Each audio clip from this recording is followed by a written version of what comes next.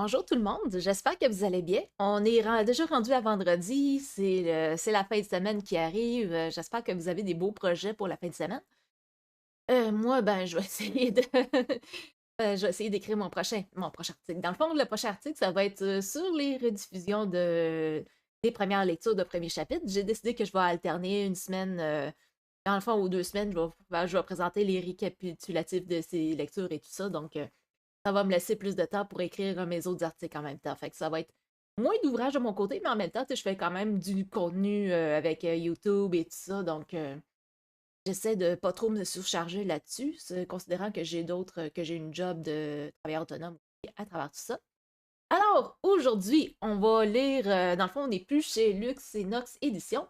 On est chez une autre maison d'édition. Salut Amani Rose, j'espère que tu vas bien. Bienvenue sur ma chaîne. Moi, c'est Christine, alias Cristaline88 sur Twitch. J'ai le blog de Porte Épée qui est sur un blog sur les conseils pour les conseils de world building et tout ça, donc conseils de construction de monde fictif. Puis j'ai aussi une infolette si jamais tu passes sur mon site web, si jamais tu as envie d'en savoir plus, dans le fond, de rester au courant de mes prochaines parutions d'articles de blog. Oui, ça va bien, bientôt le week-end. Ben, c'est ça que je disais tantôt, c'est le week-end bientôt, puis non, je suis bien contente. Je suis bien contente, ça va me permettre de me reposer plus longtemps. Ce matin, je m'étais réveillée, Link, mon chat, était couché à côté de moi, puis c'est tout cute, là. J'aime ça, j'aime ce chat-là, même si il vient interrompre mes lectures de temps en temps. Peut-être tu vas le voir aujourd'hui, je sais jamais. Alors, sur ce, comme je disais, on passe chez une nouvelle maison d'édition pour les lectures de premier chapitre. Ça s'appelle La Chimiste Édition, et le livre qu'on va lire aujourd'hui, c'est La laideur de la lune d'Oriane Dardre. Fait que ça va comme suit. Le petit résumé. J'étais tellement emmêlée dans les mailles de ses filets qu'elle me semblait cousue à même mon corps. Depuis le traumatisme de sa transformation en loup-garou et son exil à Paris, Aline lutte sans répit contre une abyssale faim de chair humaine et une colère incandescente. Sa peur de répandre la dévastation autour d'elle la pousse à s'éloigner de tout et de tous. Pourtant, sa vie bascule lorsque, dans un élan d'humanité, elle choisit de protéger une jeune empate d'une mort certaine. Aline s'engage alors dans un affrontement sans merci contre des dévoreurs d'âmes, créatures parmi les plus puissantes du monde occulte. Mais en leur sein se trouve Michael, son premier amour.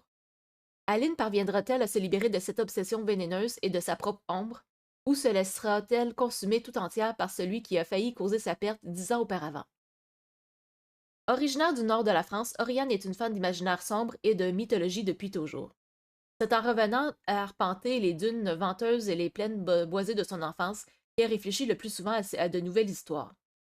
Fascinée par la symbolique des figures surnaturelles et par ce qu'elles peuvent révéler sur nous-mêmes ou sur la manière dont nous percevons le monde, elle adore donner vie à des récits où peur, introspection et désir coexistent de façon inextricable. Alors, je vais aller sur le document. Il faut que je passe de F11 à I. Je vais mettre ça en plein écran. Et voilà. Alors, avertissement pour ceux qui sont intéressés à lire ce livre. Il faut savoir que La laideur de la lune aborde des sujets sensibles tels que les relations toxiques et les violences physiques et psychiques qui en découlent, l'aliénation sociale, le traumatisme et les idées noires. C'est pas pour rien que c'est considéré comme du dark fantasy. Alors, on va faire la lecture. Chapitre 1. Dans la nuit. Plus Aline fantasmait sur le bruit mouillé que feraient les eaux du sans-abri qu'elle en lécherait la moelle, plus la bile de sa propre colère lui tapissait la gorge, et plus elle espérait qu'enfin la créature qui la traquait ce soir surgirait des ombres. Une anticipation vorace faisait affluer la salive autour de sa langue pâteuse, semblant s'insinuer jusque dans son cerveau pour lui souffler. Plus que quelques jours avant la pleine lune. Pourquoi ne pas célébrer cela en tuant une personne ou deux? Non, pas de ça. Pas maintenant. Elle ne pouvait pas se laisser aller à ces pensées intrusives qui excitaient en elle le sadisme propre au prédateur. En temps normal, si proche de son point de rupture, elle aurait fui la moindre présence humaine. Mais ce parc désert et dépourvu de caméras de surveillance était le meilleur endroit pour une confrontation imminente. Elle devait à tout prix garder la tête froide. Assise sur un banc, la lycanthrope s'appliquait à feindre la nonchalance des badauds en fixant le ciel parisien dénué d'étoiles, tandis qu'à une vingtaine de mètres de là, près du bâtiment des services municipaux, somnolait le sans-abri qu'elle s'efforçait d'éboulir. Elle n'était pas encore réellement inquiète. Une créature véritablement dangereuse n'aurait pas pris la peine de la suivre ainsi pendant des heures à travers la ville, mais ne pas savoir de qui ou de quoi il s'agissait la rendait nerveuse, la nervosité la rendait instable et l'instabilité la rendait violente. Un pas de plus vers le gouffre. Allô, Link! Allô, le chat! Comment vas-tu, le chat?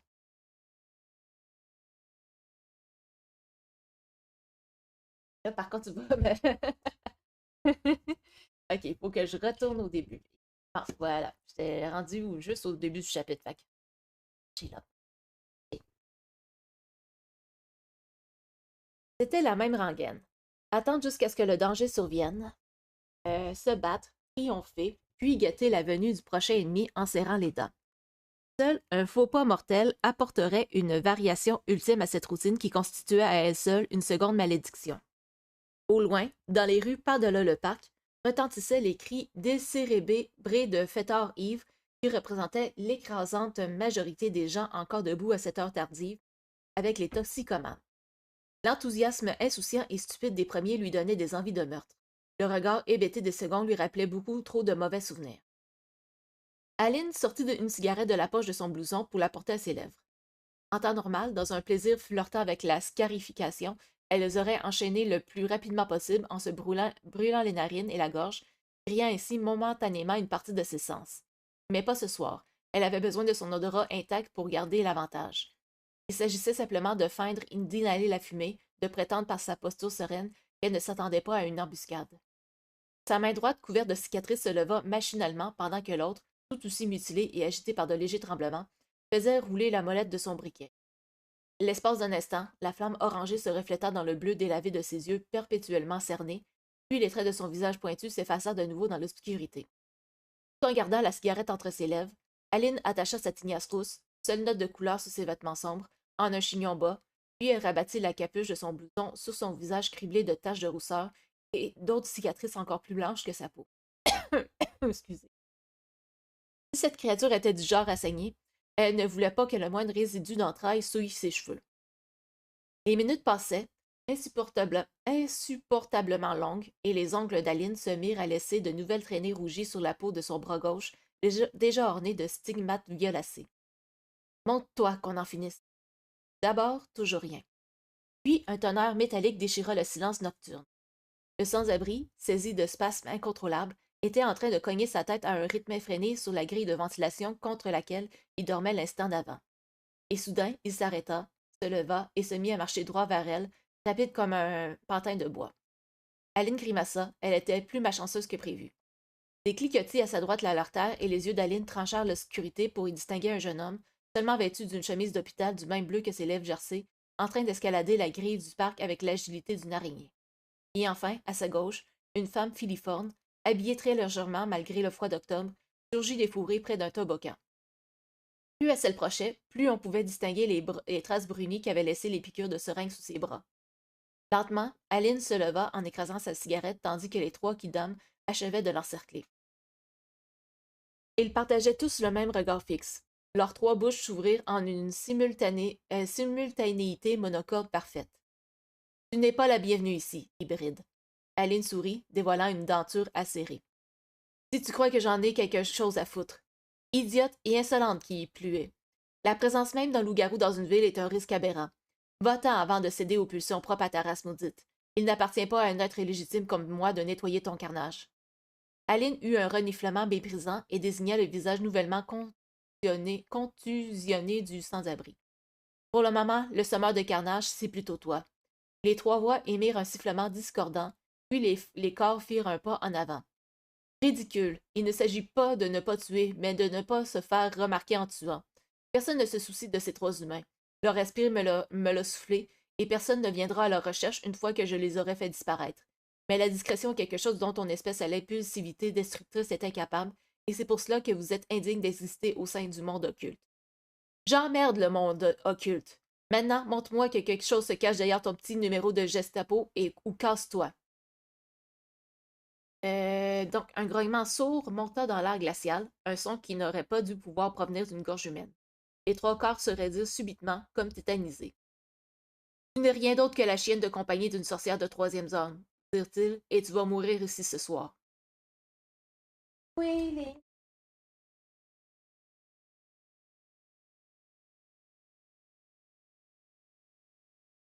Bon.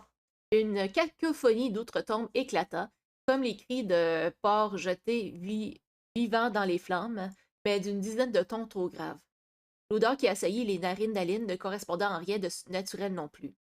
Les effluves d'une bile acide, matinée de pourriture, souillant l'air nocturne alors que les trois humains se mettaient à se déformer sous ses yeux. Leur chair se craquelait, fondait, se retournait sur elle-même dans une mare d'entrailles putrides, avant de finalement fusionner en une masse dont les os protubérants se sculptaient à la fois en armes et en armure. Aline n'entendit pas la fin du processus pour reculer et enlever ses chaussures à la va-vite. Lors d'une nuit de pleine lune, elle ne pouvait pas se transformer intégralement, mais elle n'était pas... Ah, c'est ça. Hors d'une nuit de pleine lune, elle ne pouvait pas se transformer intégralement, mais elle n'était pas sans défense pour autant. Sa silhouette demeurait humaine, à cela près que de longues griffes noires avaient jailli de ses mains et de ses pieds. Son visage, lui, faisait seulement illusion de loin, car sa mâchoire s'était élargie en craquant pour se garnir de crocs à la largeur bestiale. Elle savait également que le bleu avait laissé place au rouge dans le cercle de ses yeux. Aline prit son élan, bondit, et très vite, elle comprit qu'elle était pleinement capable de gagner. L'abomination grotesque aussi le comprit. Nombreuses étaient les créatures à penser que l'absence de pleine lune empêcherait un lycanthrope de se défendre correctement et que celui-ci refuserait jusqu'au bout de céder à son arme ultime. Et même sous sa forme partiellement humaine, Aline devenait bien assez rapide. Elle découpait sa cible, un lambeau de chair après l'autre, et essayait de ne pas se laisser déconcerter par le goût du sang vicié dans sa bouche, semblable à une sorte de pu répugnant qui n'avait rien gardé du fumet appétissant de la chair humaine qui la composait. Tant mieux, une chose en moins contre laquelle se battre. Mais ensuite, les hallucinations commencèrent. La première ne fut pas si terrible. Une énorme araignée dont les 8 pattes se pressaient vers elle, ses mandibules s'agitant en un cliquetement infernal. Les arachnides, le plus grand dénominateur commun de la peur, mais aussi le signe que la créature qu'Aline combattait n'était pas assez puissante pour forcer l'accès à son esprit et trouver ce qui l'effrayait réellement. La tête de la lycanthrope se tourna néanmoins vers la gauche, une seconde à peine pour comprendre que l'arachnide n'émettait aucune odeur et qu'il n'existait donc pas. Mais ce fut suffisant pour que les os taillés en pointe de la créature, réunis dans le simulacre d'une immense mâchoire garnie de dents, lui arrachent un bout d'épaule. Aline hurla et bondit loin en arrière. L'eau n'était pas à nu, mais le moindre mouvement la brûlait désormais comme si les muscles de son bras grésillaient dans de l'acide. Elle cracha un morceau de chair vicié au sol et jura tandis que, devant elle, la créature émettait un grondement saccadé, semblable à un rire. Ce genre de connerie ne marchera pas 2 fois, cria la lycanthrope pour gagner du temps, alors qu'elle essayait de déterminer son prochain angle d'attaque. Mais l'écho qu'elle entendit ensuite la paralysa pendant une autre seconde, dangereusement longue. Pourquoi utiliserais-je la même image grossière 2 fois quand ton esprit regorge de choses si vivaces? Et moi qui pensais que les loups-garous auraient un goût de latrine. Il s'agissait de ce genre de créature, celle qui avait seulement besoin d'absorber le sang de sa cible pour se mettre en action à l'intérieur de sa tête.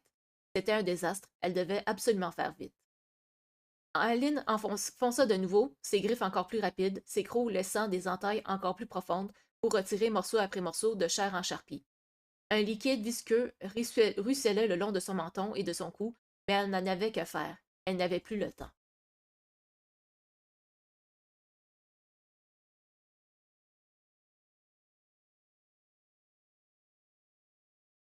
Elle distingua du coin de l'œil un chien grognant et aboyant à tout rompre.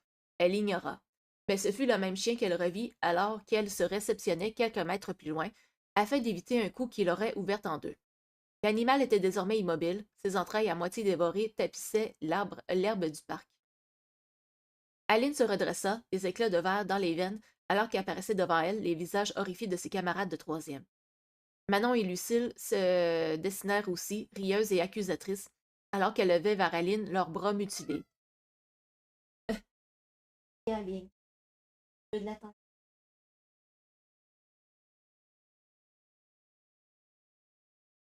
Monstre! Cria-t-elle. Meurtrière! Tu ne trompes personne, même pas toi-même! Puis Bérénice surgit à son tour, si pâle dans sa nuisette blanche. Ses lèvres rouges s'entr'ouvrirent pour laisser échapper une plainte déchirante. Pourquoi m'as-tu abandonné?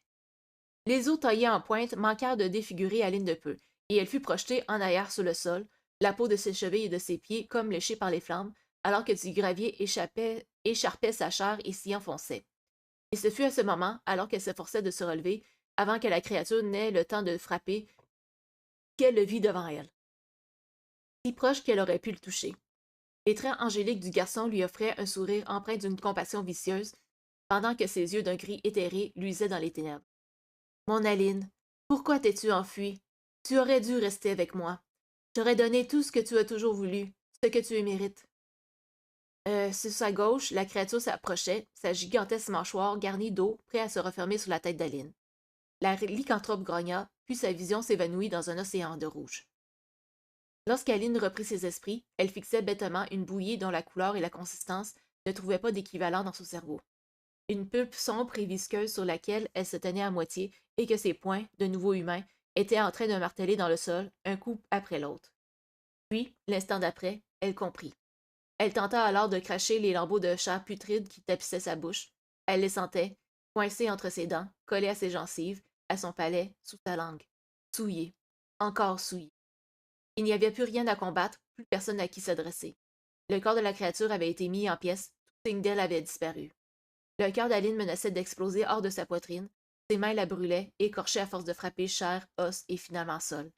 La plupart des doigts de sa main droite étaient cassés et des filets de sang chaud ruisselaient le long de son épaule.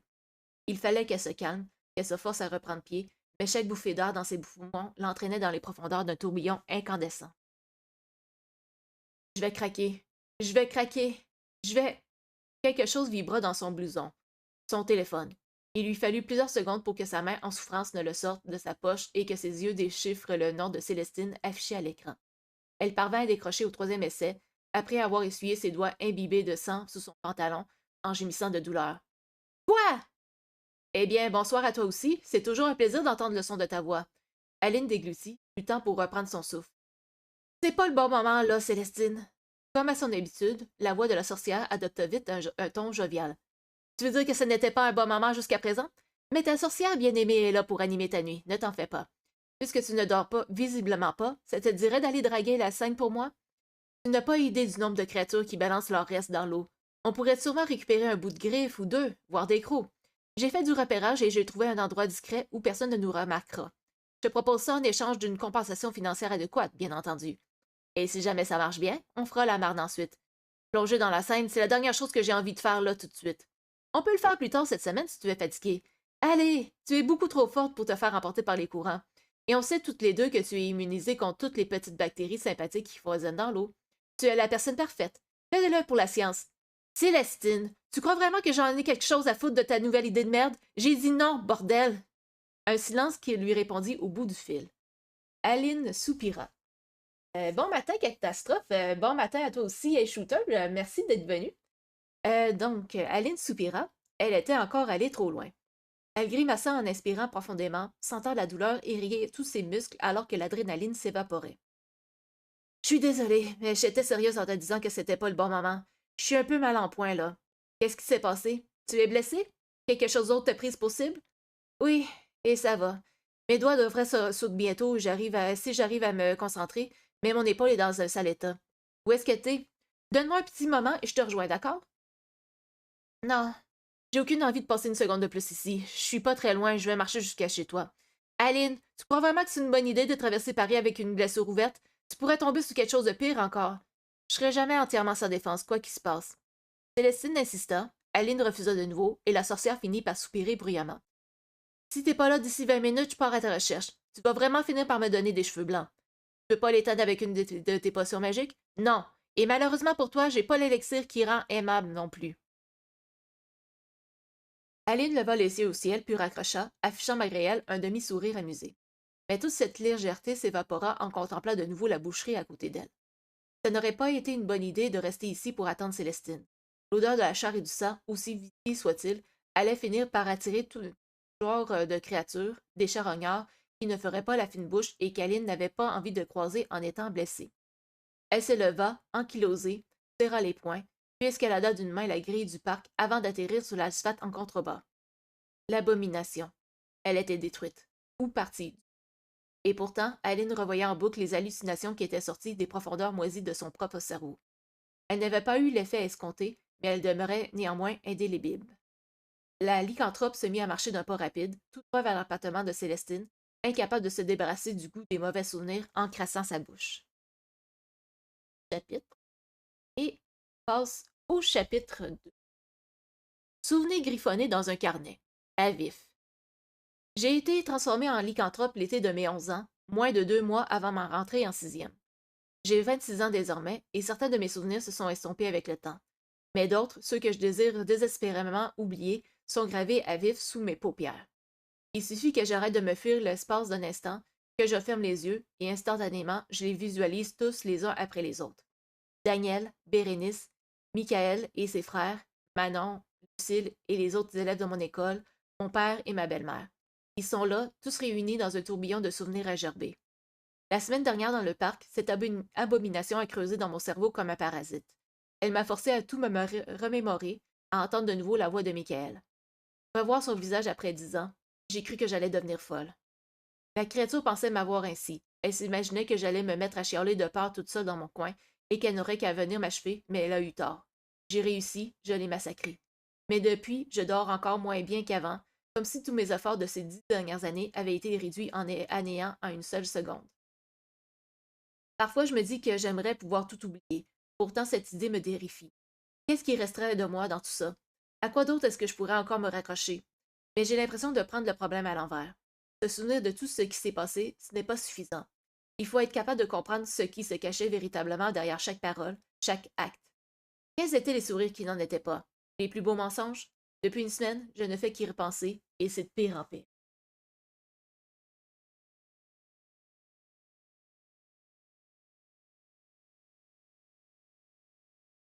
Quand j'étais encore humaine, tous les étés se ressemblaient.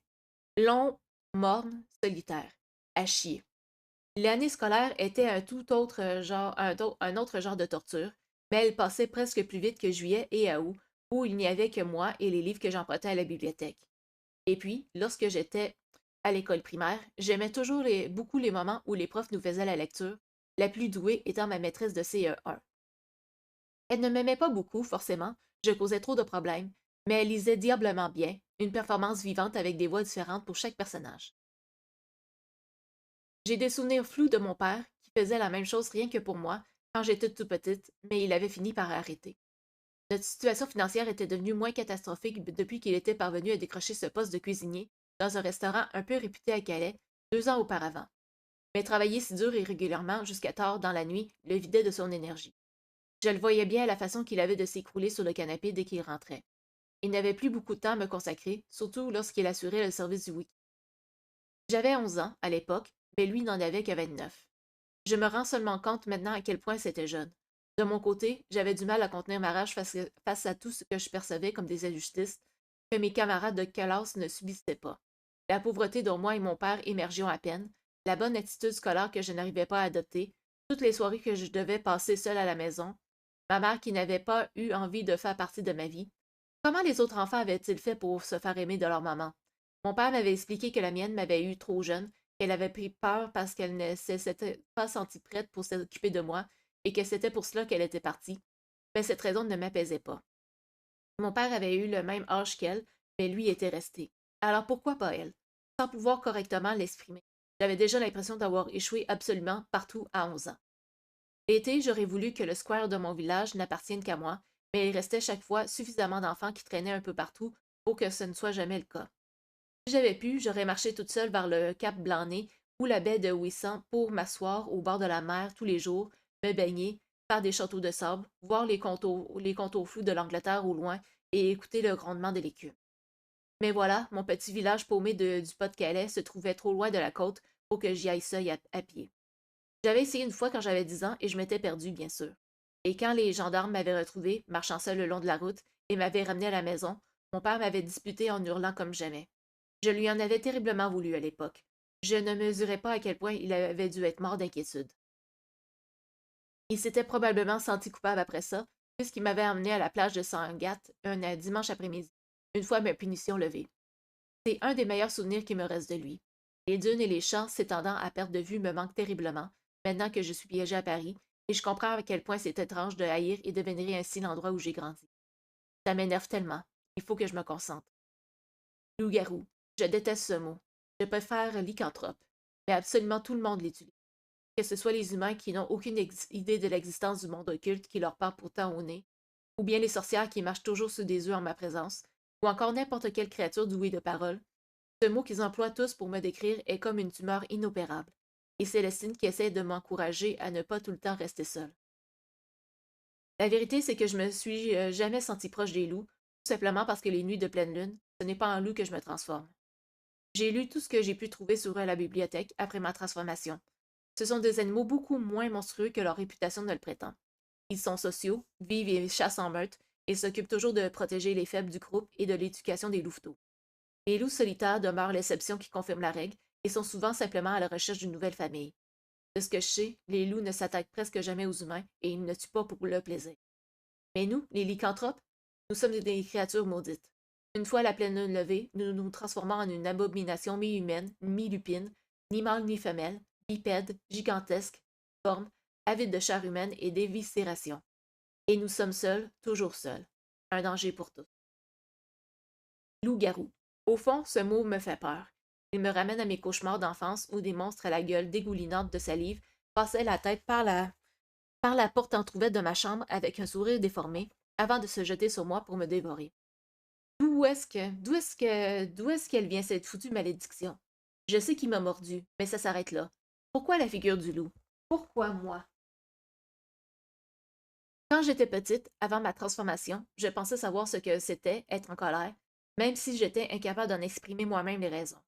Elles étaient évidentes pourtant, mais je suppose que j'aurais tout aussi bien pu devenir une enfant qui avait peur de tout et qui n'osait pas aligner deux mots.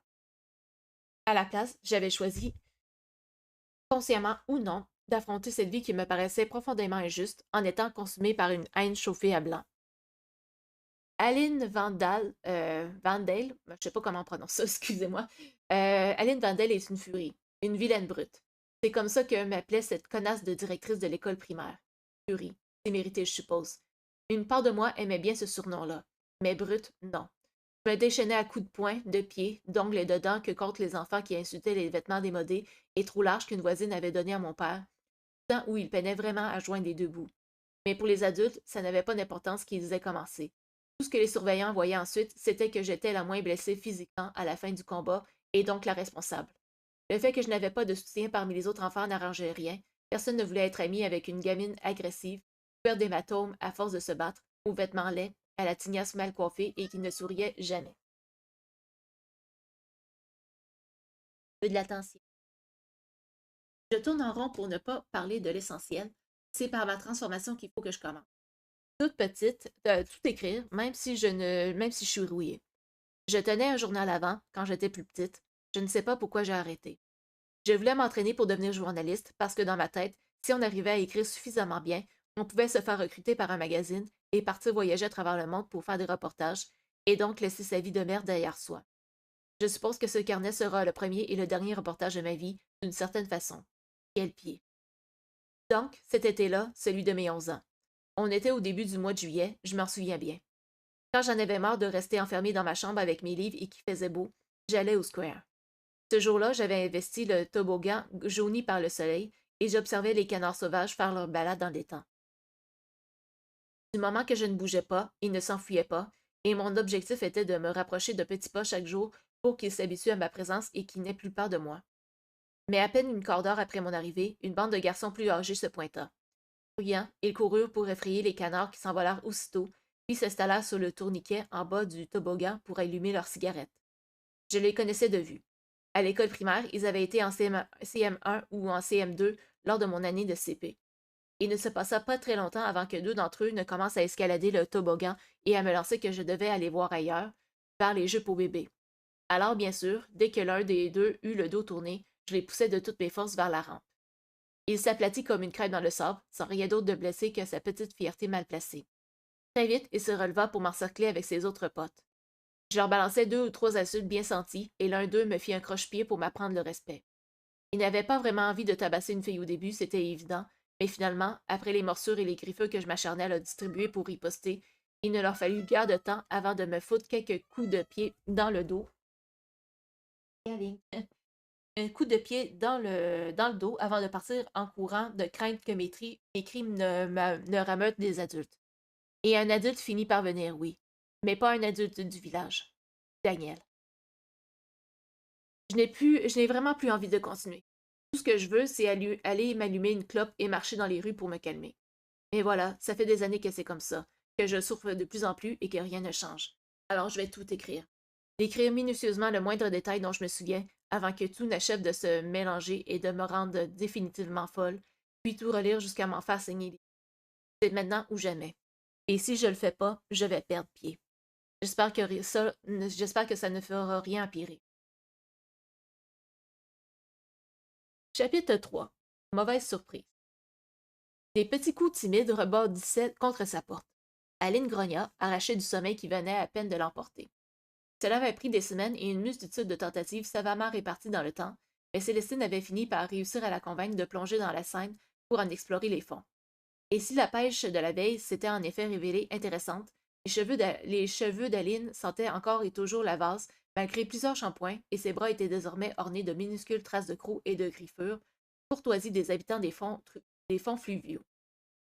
Célestine, elle, s'était bien sûr sentie coupable de cette embuscade survenue en fin d'expédition, et elle lui avait payé le double de ce qu'elle lui devait originellement, avant de se mettre à spéculer sur comment elle pourrait contrer la multitude de charognards qui se terraient dans l'eau la prochaine fois.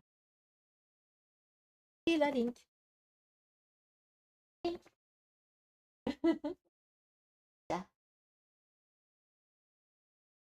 On est déjà mi-décembre, lui avait répondu Aline.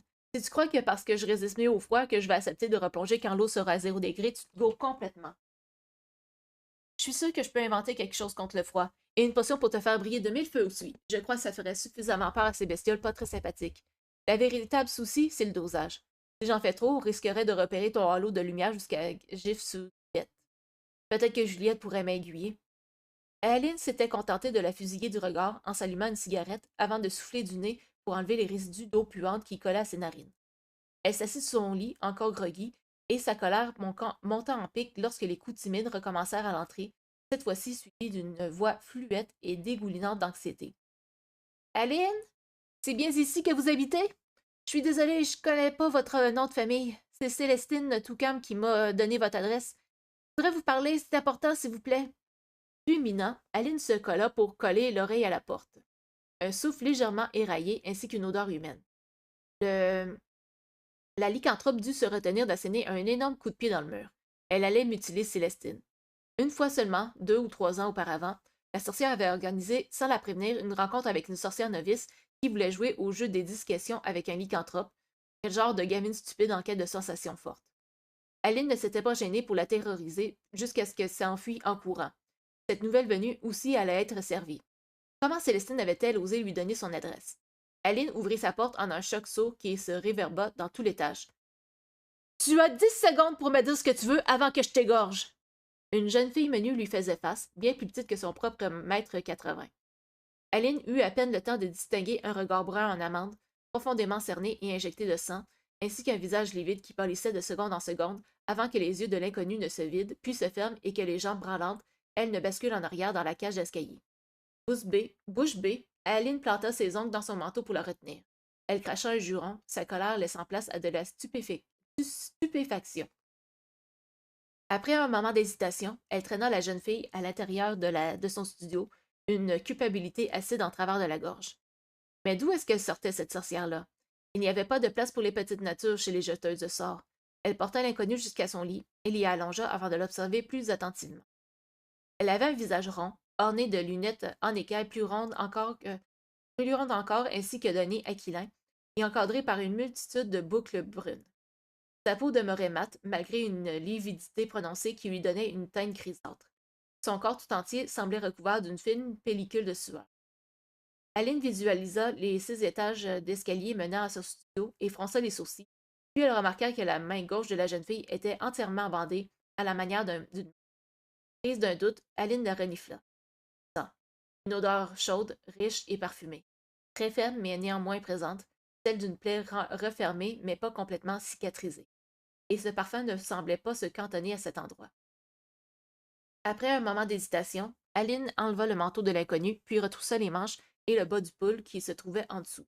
Des marques bleuies, des traces de morsure. Aline jura de nouveau. Ses empreintes de dents étaient loin d'être assez larges ou profondes pour être celles d'un lycanthrope, mais il demeurait des dizaines d'autres possibilités. Pourquoi Célestine avait-elle envoyé cette pauvre fille ici? Aider les humains en détresse était le fond de commerce des sorcières, pas le sien. Soudain, les paupières de l'inconnu frémirent. Elle ouvrit un regard vitreux, puis se mit à se débattre en gémissant. Non! Non! Stop! Arrête! Je vais pas te faire de mal. Je sais que je t'ai fait peur, mais je pensais pas. Je te ferai rien, c'est promis. Étrangement, l'inconnu sembla se calmer avant même qu'Aline ne finisse de parler. Elle aspira longuement, sa respiration tremblotante. Je pensais. Je pensais que vous étiez lui. Qui est lui? Lentement, la jeune fille s'assit sur le lit en grimaçant, les genoux repliés contre sa poitrine, puis elle plongea ses yeux de biche blessée dans le sud d'Aline. Le monstre qui me chasse, pleura-t-elle. Il va bientôt me tuer. Puis, soudainement, elle sursauta, les muscles de sa gorge contractés à l'extrême, et leva vers la lycanthrope un regard où se mêlaient fébrilité et désespoir. Pitié! Vous êtes bien Aline, alors je vous en prie, aidez-moi! Je peux vous payer! J'ai un peu d'argent de côté, je pourrais en avoir plus d'ici la fin du mois. S'il vous plaît, je veux pas mourir, pas comme ça! Il va me retrouver, il est dans ma tête! Aline resta stupéfaite devant cette fille au bord de la crise de nerfs. Mais de quoi tu parles? Pourquoi est-ce que tu es venu me voir, moi? Vous êtes une loup-garou, c'est bien ça? Répondit l'inconnu d'une voix contenant une pointe d'incrédulité. D'incrédulité, excusez. Célestine a dit que vous pourriez peut-être me protéger, que vous sauriez peut-être quoi faire. Pas loup-garou, lycanthrope. Pardon? Je déteste qu'on m'appelle loup-garou, je préfère lycanthrope. Et arrête de me vouvoyer. Si tu veux que je te sauve la vie, alors on peut laisser tomber les mondanités. Et ce n'est pas une promesse, d'accord?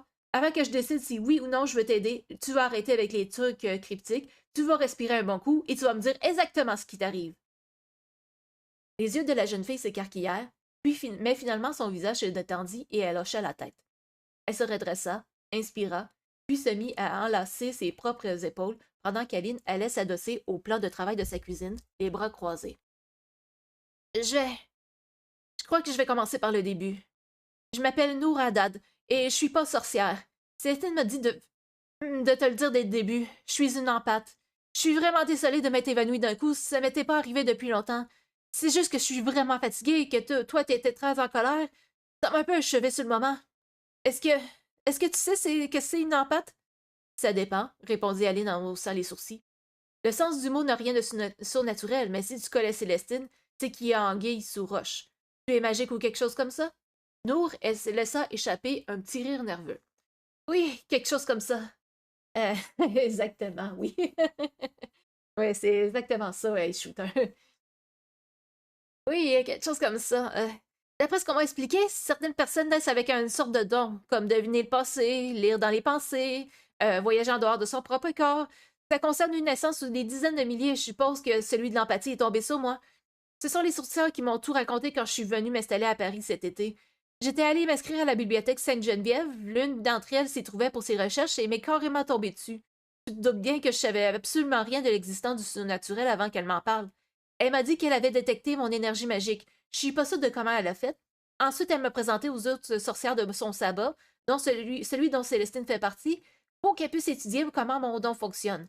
Elles étaient plutôt contentes de m'avoir déniché, d'après ce que j'ai compris. Non pas que cet enthousiasme m'ait beaucoup aidé dernièrement. No grimaça de nouveau. L'amertume contenue dans sa voix transparaissait sous ses traits. Puis elle soupira et reprit son rire. Je te raconte pour ça pour que tu comprennes comment je suis arrivée là. Pour résumer, je ressens toutes les émotions des gens autour de moi constamment, que je le veuille ou non. Je peux aussi savoir s'ils mentent, la plupart du temps. Parfois c'est très intense, mais j'y peux rien. Avant, je pensais simplement que j'étais une hypersensible. C'était ce que la psychologue de l'école avait dit à ma mère. Quel enfer. Aline fronça les sourcils. Elle allait devoir interroger Célestine à ce sujet, après avoir trouvé un moyen de lui rendre la monnaie de sa pièce pour lui avoir envoyé cette fille. Elle aurait au moins pu lui passer un coup de fil pour la prévenir qu'une empâte paniquée allait débarquer chez elle. Je peux sentir ta confusion. Je peux sentir ta confusion, reprit Nour d'une voix prudente. Ne, tu ne crois pas? Je suis désolée, je sais que parfois j'explique mal. Hein. Aline grinça des dents. Elle dut se faire violence pour ne pas hurler à cette fille de rester hors de sa tête. Nour n'y pouvait rien, elle l'avait dit elle-même. Si, je te crois. Alors continue. L'air à moitié rassuré seulement, l'empâte poursuivit, le visage sombre. Je viens d'avoir mon bac, et mon rêve, c'est de devenir vétérinaire. Tu vois, les animaux, ils... Enfin, je les aime beaucoup. Ça m'apaise de passer du temps avec eux. J'ai pu intégrer une prépa pour ça à Paris et j'ai commencé ma rentrée en septembre.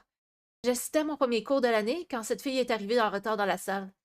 Et ce qu'elle se ressentait, ça m'a frappé en plein cœur. Des gens qui souffrent, j'en croise tous les jours, absolument tous les jours. C'est pour ça que les foules, pour moi, c'est difficile, là. Enfin, pour tout ça pour te dire que je sais qu'est-ce que c'est de ressentir de la souffrance. Mais cette fille, Mélanie, c'était comme si elle hurlait à l'intérieur d'elle-même constamment, mais que quelque chose l'emprisonnait ou la mesulait.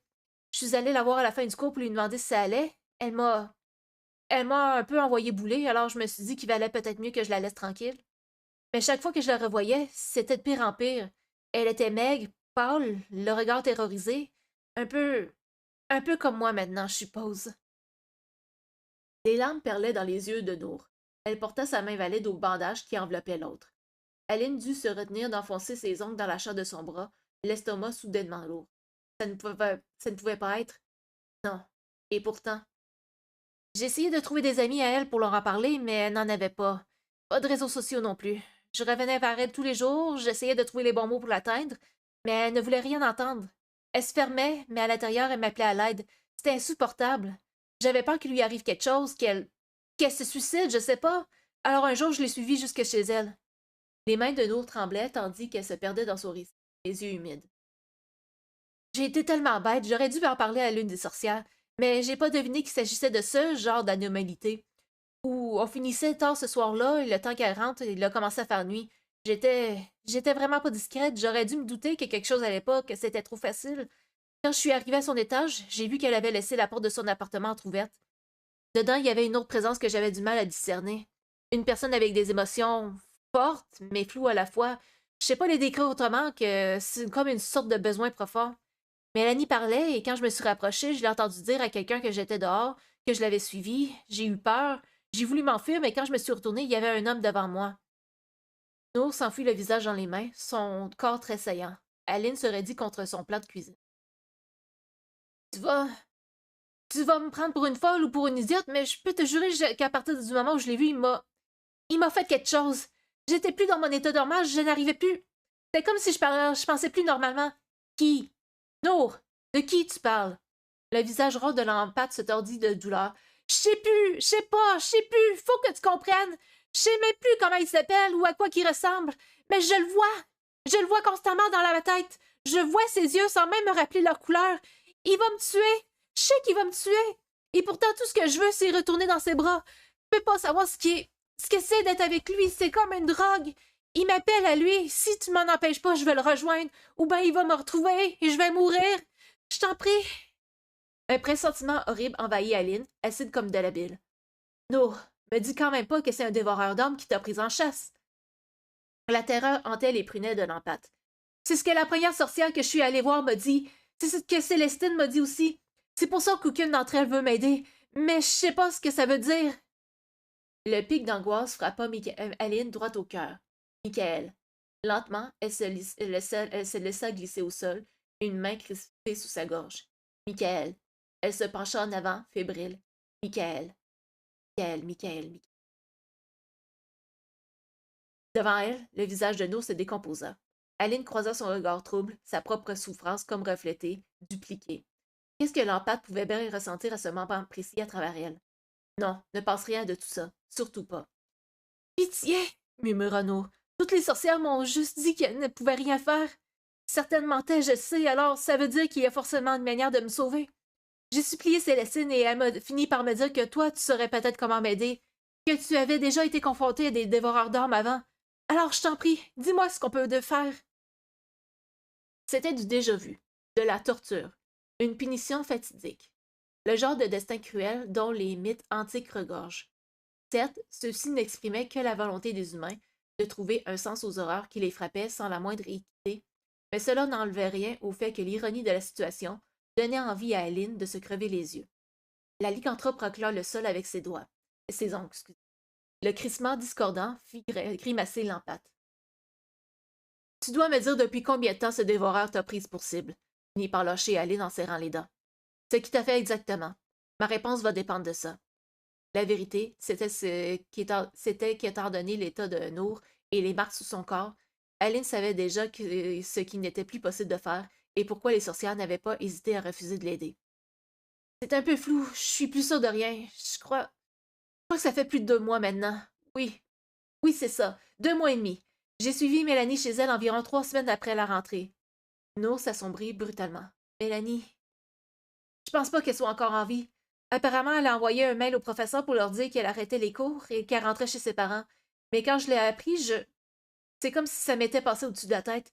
Tu veux savoir ce que ce dévoreur m'a fait exactement? Au début, rien. Absolument rien, mais en fait, il était... Je crois qu'il est rentré dans mon esprit à partir du moment où il a commencé à me parler. Il était devant moi, dans le couloir de l'appartement de Mélanie. Je me souviens qu'il a demandé ce qu'il allait pas, pourquoi j'avais l'air si soucieuse. Je crois que je lui ai dit que j'étais inquiète pour Mélanie, qu'elle n'allait pas bien, qu'elle était en danger. Il m'a fait entrer dans son appartement et elle était assise sous son canapé, éveillée mais mal en point. Nour ne cessait de porter la main à son bandage, ses doigts visiblement crispés sur le tissu. Il m'a dit qu'elle avait été attaquée par une créature dangereuse, qu'elle avait besoin d'être protégée, mais qu'il savait quoi faire, qu'il allait s'occuper d'elle. Techniquement, rien de tout ça n'était des mensonges. J'ai écouté tout ce qu'il a dit pour me rassurer. Au fond de moi, je crois que je sentais que quelque chose allait pas, que ses émotions avaient quelque chose d'anormal. Pourtant, je l'ai quand même cru. Je l'ai laissé me ramener chez moi. Je lui ai montré où j'habitais. Mais pourquoi j'ai fait ça? Comment j'ai pu être aussi stupide? Ce n'est pas de la stupidité. Enfin, pas vraiment. Les dévoreurs ont un talent inné pour la manipulation. Ah, excusez, je me mouche.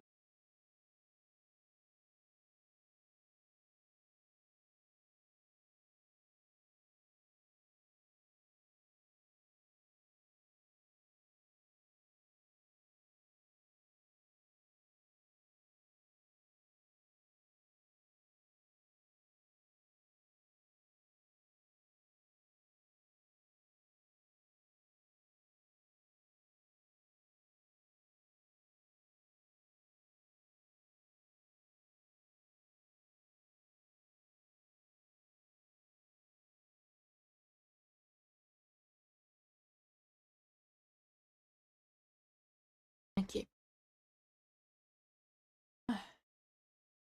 excusez. Les dévoreurs ont un talent inné pour la manipulation. C'est un de leurs pouvoirs les plus dangereux, et les humains y sont particulièrement vulnérables. Il suffit juste qu'ils choisissent bien leurs mots pour te faire croire presque n'importe quoi. Une profonde tristesse vient rejoindre la peur dans les yeux de Nour. Ça aurait changé quelque chose si j'avais su ce qu'il était capable de faire? Aline détourna le regard. Je sais pas. Continue. Donne-moi le plus de détails possible. Il m'a raccompagné jusqu'à la porte de mon appartement. À ce moment-là, je me suis souvenu de Mélanie et je lui ai demandé si elle irait bien. Il m'a souri, il m'a dit que j'étais vraiment quelqu'un de bien, une fille exceptionnelle. Je me souviens, je me souviens d'avoir pensé qu'il était magnifiquement beau, ajouta l'empâte en rougissant. Si seulement je pouvais te décrire à quoi il ressemble, tu pourrais peut-être. Ça n'a pas d'importance. Même s'ils adoptent toujours un aspect masculin, les dévoreurs n'ont pas de véritable apparence humaine. Ils prennent toujours la forme la plus attirante possible selon celui ou celle qui les regarde, et deux personnes en observant un ou même moment ne verront pas la même chose. C'est une sorte d'illusion tangible qu'ils utilisent pour chasser leur proie. Pour te séduire, il a adopté la forme et l'allure de ton homme idéal. Les joues de Nour rosirent davantage, puis elle détourna le regard à son tour. Donc, ils peuvent cibler n'importe qui? Femme ou homme? Oui, du moment que la victime en question possède au moins une légère attirance, même non avouée, envers le genre masculin. Mais ces sales parasites de merde ont aussi des préférences qui leur sont propres, crois-moi. D'un dévoreur à l'autre, leur goût varie. Ce qu'ils ont en commun, c'est qu'ils aiment prolonger la chasse pendant des mois, et parfois même plus longtemps. Ils se nourrissent véritablement dans la durée, au fur et à mesure que leur proie dépérit. Il n'y a vraiment aucun moyen de prédire ce qu'ils vont attaquer? Aline ouvrit la bouche, mais au moment de parler, elle se ravisa, indécise. Finalement, après un long moment de silence, elle marmonna, dépitée. La vulnérabilité et le désespoir. Ça les excite. Ils choisissent souvent leur proie en fonction de ça, d'une manière ou d'une autre. L'espace d'un instant, le visage de l'empâte se décomposa. Puis elle frissonna, visiblement mal à l'aise, et reprit son récit. Il m'a embrassé sur le front, et puis il est parti. Mais le soir d'après, il est revenu, et je l'ai invité chez moi sans vraiment me poser des questions. On a discuté toute la nuit sans s'arrêter. J'ai raconté toute ma vie. J'ai parlé de ma famille, de mon enfance, de mes études, de pourquoi c'était plus simple pour moi d'aider les animaux au lieu des humains, d'à quel point c'était difficile d'arriver à Paris en ne connaissant personne. Je passais du temps avec les sorcières, mais c'était seulement pour leur recherche, tu vois. J'ai jamais osé leur proposer quoi que ce soit. Elle grimaça, sa gêne de plus en plus apparente au fur et à mesure qu'elle se confiait. Je lui ai tout raconté sur ma nature d'empathe aussi. Je pouvais lui parler d'absolument tout. Il m'écoutait toujours et je sentais qu'il était satisfait que je m'ouvre à lui aussi, ainsi. Il me croyait, il me comprenait, il me posait des tas de questions, il compatissait, il me faisait rire. Il m'a parlé de lui un peu aussi, mais c'est encore plus flou que le reste. Je me rappelle seulement avoir pensé qu'il était fascinant. Il m'a embrassé avant de partir, juste quelques baisers. Il n'insistait jamais au début. Il disait qu'il voulait prendre son temps avec moi. Nour se prit la tête entre les mains. Ah. Ouais, c'est ça, ouais, shooter. C'est le bonhomme carnaval qui arrive après. C'est pas mal un insight entre lui et moi. Fait que ouais. Nour se prit la tête entre les mains. En face d'elle, Aline se grattait machinalement le bras, ses ongles laissant derrière eux des stigmates violacés, alors qu'elle fuminait. Il est revenu tous les nuits après ça. On se baladait dans Paris, je lui montrais mes endroits préférés et lui les siens. C'était... J'avais jamais ressenti ça avant. J'étais de plus en plus fatiguée pendant la journée, j'avais du mal à aller en cours, à réviser, mais quand j'étais avec lui, j'étais euphorique. Et lui aussi était heureux. Je sentais qu'il me voulait, me désirait, qu'il avait vraiment besoin de moi.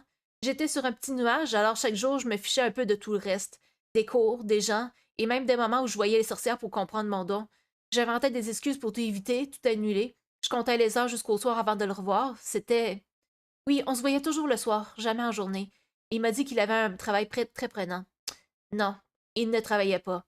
Les dévoreurs sont physiquement incapables d'exister sous la lumière du soleil. Ils disparaissent à l'aube et se matérialisent au crépuscule. Quoi? Ils disparaissent? Mais où est-ce qu'ils vont quand il fait jour?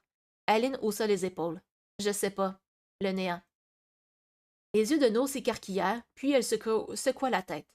Elle soupira avant de glisser quelques-unes de ses boucles brunes derrière ses oreilles, évitant soudain soigneusement de croiser le regard d'Aline. On a fini par coucher ensemble au bout d'un moment, dit-elle honteuse. Pour ça aussi que c'était comme si je n'en avais jamais assez. Et pendant un temps, tout est resté parfait. Jusqu'à la nuit où il a planté ses dents dans mon bras. Comme ça, d'un coup. J'ai crié, je me suis débattue, mais il m'a rassurée. Il m'a dit qu'il s'était laissé emporter, qu'il ne fallait pas que je m'inquiète, que c'était juste une toute petite morsure. Il l'a... Il a léché, puis il a continué à me faire l'amour. Ça me faisait mal, mais c'est comme si ça m'était sorti de la tête. J'y pensais à peine ensuite. Mais la nuit d'après, il a recommencé, et cette fois, il s'est pas arrêté quand j'ai crié. Toutes les nuits, il me mordait, et après, il buvait mon sang. Il faisait de plus en plus longuement, de plus en plus brutalement. C'est comme s'il s'arrêtait peu à peu de se retenir. Et jamais je percevais le moindre sentiment de culpabilité chez lui. Tu as vu les marques, n'est-ce pas? Aline hocha la tête, la mâchoire crispée. Tu veux savoir le pire dans tout ça? Ça me faisait mal, c'était horrible, mais la douleur, c'était comme si... Comme si elle me plaisait aussi. J'ai essayé de lutter les premières fois, mais petit à petit, je l'ai juste laissé faire, et une part de moi en était heureuse. Comme si tout ça était normal. Comme si je devais tout lui permettre et tout supporter parce qu'il avait besoin de moi, qu'il m'aimait. Je crois qu'il me le disait parfois, mais je suis pas sûre. Tout ce que je sais, c'est que j'avais de moins en moins d'énergie chaque jour, et je pensais même pas à me rebeller. Mais il y a 2 nuits, il m'a fait ça. Nour, toute tremblante, leva sa main bandée. Elle sembla hésiter l'espace d'un instant, puis, lentement, elle déroula son long pansement blanc, dévoilant ainsi l'atrocité qu'il dissimulait. Il ne restait plus que 3 doigts à sa main gauche, et à côté 2 moignons au bout recousus. L'annulaire et l'auriculaire avaient été sectionnés. Non, Aline le savait, ils avaient été dévorés. Elle n'en avait plus pour longtemps. Nour rattacha son bandage comme elle put, puis subitement, elle éclata en sanglots. J'ai hurlé, mais il voulait pas s'arrêter. Il m'a dit de cesser de pleurer, que si je l'aimais vraiment, je ferais un effort. Je lui ai dit que c'était n'importe quoi, qu'il était fou. Je voulais pas qu'il parte. Il a eu l'air très surpris et en colère. Son regard m'a glacé, je pouvais plus bouger, plus crier. Il a dit qu'il continuerait à manger ma chair et qu'il n'y avait plus rien que je puisse faire contre ça, que je m'étais donné à lui et que je lui appartenais. C'est comme j'ai mandaténément repris mes esprits, comme si je sortais d'une sorte de rêve qui engourdissait mon cerveau. D'un coup, j'ai compris la véritable ampleur de ses émotions, toute sa cruauté, son sadisme, sa perversité, tout ce que j'avais jusqu'à présent ignoré inconsciemment, sans comprendre pourquoi. Il avait toujours cette même sensation de besoin à mon égard, mais c'était comme si j'en saisissais enfin la nature. Il voulait me dévorer tout entière! Je le savais! Les dévoreurs me font penser aux vampires. C'est-tu censé être ça? Bonne question, catastrophe. Je sais pas si c'est un vampire, mais il y a des bouts de ça, ouais. Peut-être ça ou un cannibale. C'est dur à dire, mais peut-être l'autrice pourrait nous répondre à cette question-là. Sait-on jamais si elle est là? Nour tressaillit, le teint plus gris que jamais. Elle fouilla ses poches et en sortit un paquet de mouchoirs, puis essuya larmes et morphes de son visage, avant de poursuivre son récit d'une voix nasillarde sous le regard horrifié d'Aline. Je savais pas quoi faire. Le matin venu, j'ai tout de suite essayé d'aller voir la police, mais je me suis rendu compte que j'étais physiquement incapable d'entrer dans le commissariat, comme si mes pieds refusaient d'aller plus loin. J'ai essayé d'appeler mes parents, mais les mots ne sortaient pas. Rien. Je comprenais rien. J'étais morte de peur. Je voulais pas qu'ils me retrouvent, alors je me suis dit que j'allais prendre une chambre d'hôtel, le temps de réussir à mettre de l'ordre dans ma tête. Mais cette nuit-là, peu après le coucher du soleil, il est apparu dans la chambre. La pièce s'est assombrie et subitement il était là. C'était. J'arrivais pas à le croire. J'ai pensé que j'étais en train de devenir cinglé. Il s'était avancé vers moi. Il avait l'air fou de rage et en même temps il jubilait, comme s'il trouvait ça amusant. Il m'a dit que ça servirait à rien de fuir, qu'il me retrouvait toujours. C'est à ce moment que je me suis souvenu de Mélanie. Sans réfléchir, je lui ai demandé ce qui était arrivé. Il a juste souri et il m'a dit de ne pas m'inquiéter pour elle, de penser à moi plutôt, et à lui. C'est là que j'ai vu ses crocs. Les yeux de Nour se révulsèrent et les jointures de sa main invalide devinrent blanches. Je me rappelle plus trop ce qui s'est passé ensuite. Je me suis réveillée dans ma chambre d'hôtel le matin suivant, seule, avec de nouvelles marques. J'ai repassé la nuit en boucle dans ma tête. J'ai repensé à comment il était apparu de nulle part, comme s'il était sorti des ombres elles-mêmes, tel un croque-mitaine. Je me suis dit que j'avais été aveugle, comme ensorcelée. Et c'est là que je me suis souvenu des sorcières. Elles ne m'avaient pas trop parlé du monde occulte, comme elles l'appelaient. Je leur avais posé quelques questions, mais elles étaient restées évasives en me disant que, pour mon bien, il était mieux que je n'en sache pas trop. Il n'empêche qu'elles avaient quand même fait allusion à certaines choses quand j'étais là, et je me suis dit qu'elles pourraient peut-être m'aider. La première chez qui je suis allée tout de suite vu dans quel état j'étais. Elle a fait ce qu'elle a pu pour ma main, elle a lancé une sorte d'enchantement qui m'a apaisée, et petit à petit, j'ai réussi à lui parler de lui. C'est là qu'elle a compris pour le dévoreur d'âmes et qu'elle m'a dit qu'elle ne pouvait rien faire pour moi. Je suis allée voir toutes celles que je connaissais, elles ont toutes refusé. Ouais, je vais te répondre plus tard, et shooter. Ce n'est que lorsque j'ai pu trouver Célestine qu'elle a fini par me donner ton adresse après l'avoir supplié. Et maintenant, me voilà. Tu sais tout. Alors, est-ce que c'est vraiment grave? Est-ce que tu peux faire quelque chose pour m'aider? Donc, Amaniteros qui me répond, ce sont des créatures de nature vampirique, oui, mais avec un twist démoniaque. Incube, anthropophage, oui. Ace Shooter de répondre. Finalement, c'est un crossover entre Twilight Virginie et Random. Ouais, sauf que tes deux dernières références, c'est pas tout le monde qui va le saisir, Ace. Ouais, je vois un peu ce que tu veux dire là-dessus. Ça a des airs de soap opéra. Ce fut au tour d'Aline de s'enfuir le visage entre les mains, puis de détourner le regard. Finalement, elle s'exprima d'une voix qu'elle ne voulut pas trop sèche.